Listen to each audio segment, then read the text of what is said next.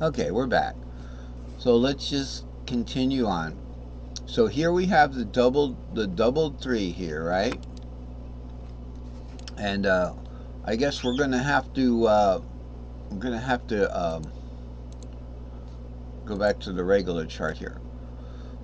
Trust me, we've got the same situation here. So we've got the short patterns leading into the long patterns. Okay, we're just extending the A pattern one more there. So we got that doubled three. Now let's just say, for instance, only on that G string we're going to cut out with that root 2, and we're going to start over here, catch the 3 over here, which is the B. So B is the third of G. Okay. How do we remember what to play up here once we do the cutout? Well, it's going to be a lot easier. I'll tell you how, because we're going to be returning to the same pattern, whether that pattern's a long or a short pattern. That's what's going on. In this case, G is returning to the short pattern. The string on top and the bottom have to be the same. We've already played the long pattern up to the first three strings. We're going to cut out on the fourth string from the bottom. We're going to pick the pattern back up on the fifth string, and the fifth string, believe it or not, from the bottom here is going to be the fifth string shape, and that's only a coincidence, the fifth string shape of the top string, and it's going to play a lot easier. So 6, 7, root 2, 3, 4, 5, 6, 7. Okay, root 2. Now we're going to just go right into a C and a G there. Root 2, 3, 4, 5, 6, 7 root.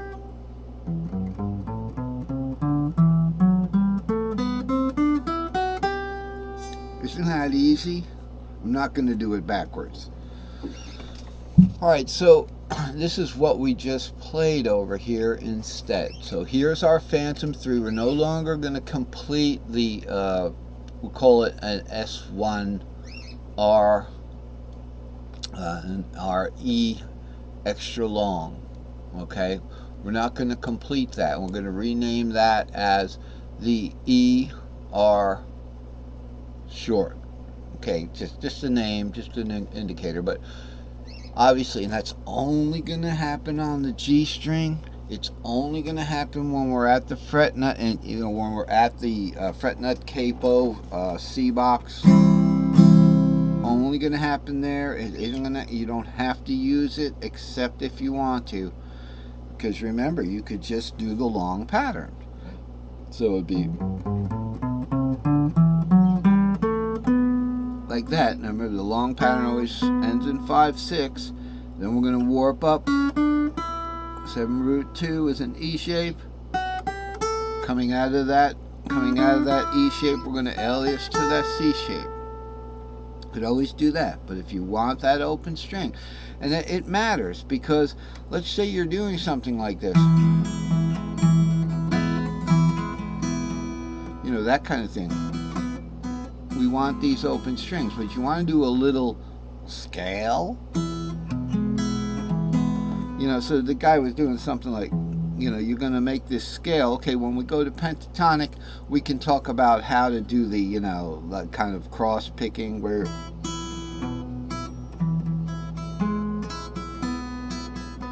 you want to do that scale. So in root it would be, by the way, that was the G. I'm playing an E now. Let's wait till we get, or let's just do the G thing right here. So it would be,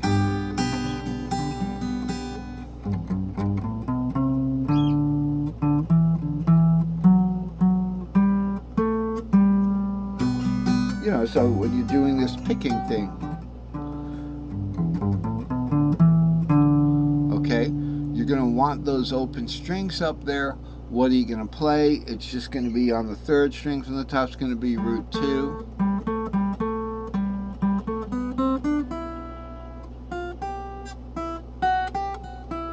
So you go.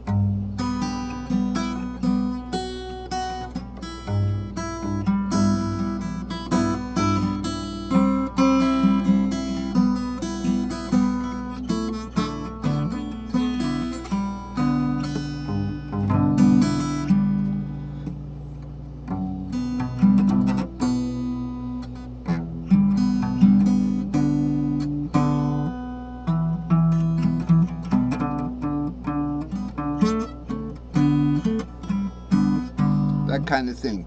So you're going to be trying to hold that chord, but play this scale.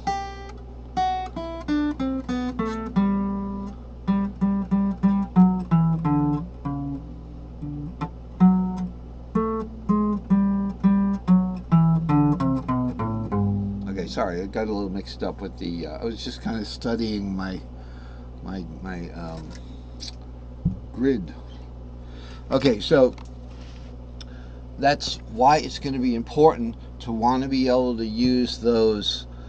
And I know it sounds pretty, but I was playing that yesterday. Like, I thought, oh my God, this is an entire different dimension in playing guitar.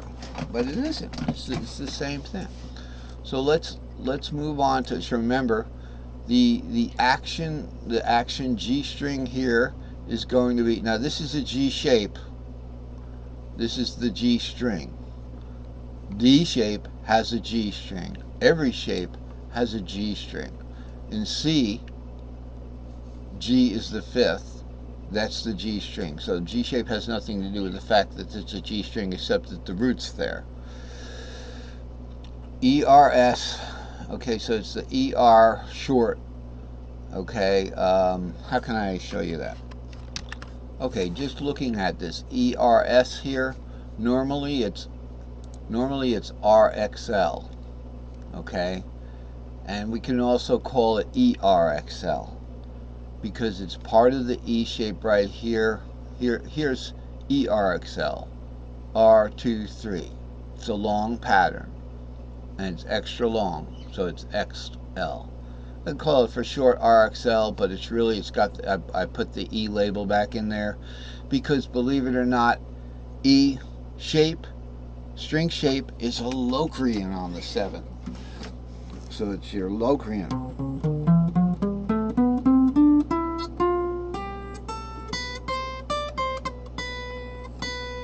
Okay, so the root chord is really the 4th of the Locrian. It's just when we spring down to make our C shape, it's a C minor shape, so it goes, and then we're going to replace the F sharp in that B minor with an F natural. Okay, so we give it the ER because R, believe it or not, root is kind of the 4th shape of our 7th half diminished. So just like you have, just like you have the C shape is the long shape. So we go, it's the 5th actually. So no, it's the 4th. So F is the 4th of the long C shape. Okay, root is the 4th kind of the long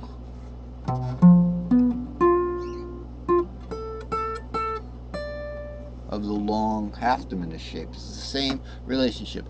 That's why they each get that letter, which should be here. So for the 4XL, it's actually the C4XL, and for the RXL, it's part of the E box. So for the C4XL, you'll see here, and you get the C there. So it's C4 short now because it's the short version of 4-5-6.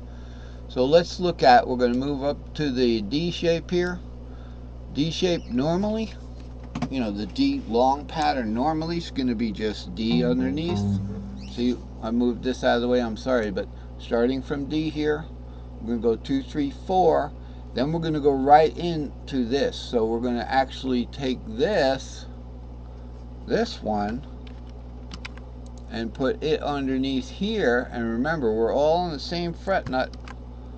Hopefully, we're on the same fret nut here, same sheet of music.